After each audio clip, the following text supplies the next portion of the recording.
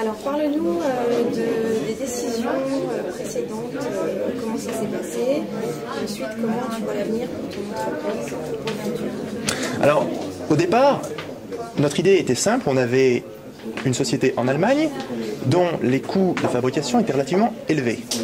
De fait, on ne pouvait pas continuer à produire pour nous et commercialiser sur notre marché. Il a donc fallu trouver des solutions alternatives. La première réflexion qu'on a eue, c'était de nous apercevoir qu'en achetant en gros sur le marché allemand de la matière première, on avait des tarifs bien plus intéressants que nos confrères européens, que ce soit français et surtout étrangers, je pense notamment aux Irlandais. Bon, ça c'est le constat de base.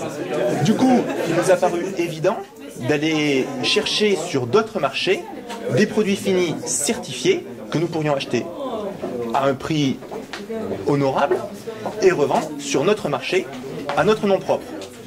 La certification nous coûtant extrêmement cher sur notre marché, nous avons pris la décision de la répartir sur plusieurs exercices afin de limiter les coûts et de ne pas trop nous endetter.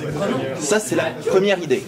Ensuite, on a tout simplement acheté en gros de la matière première sur le marché allemand à des tarifs très avantageux et nous avons pu ainsi la revendre à nos confrères français et irlandais qui, en échange, ont pu nous vendre, eux, leurs produits finis qu'ils ont pu certifier.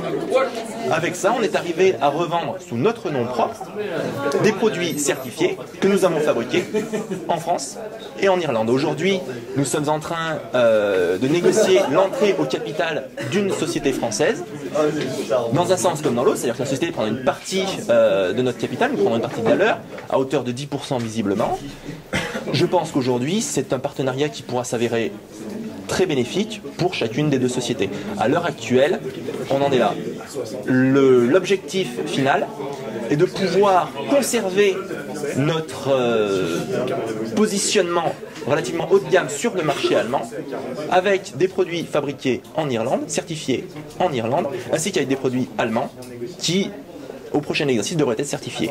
Voilà à l'heure actuelle notre positionnement.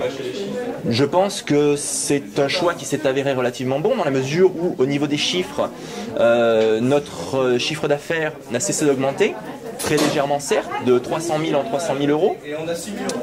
Et on a réussi à travailler notre marge, à exception faite de l'exercice 4 où elle a légèrement diminué, car nous avons fait de gros investissements en machines T3 qui nous ont coûté relativement cher.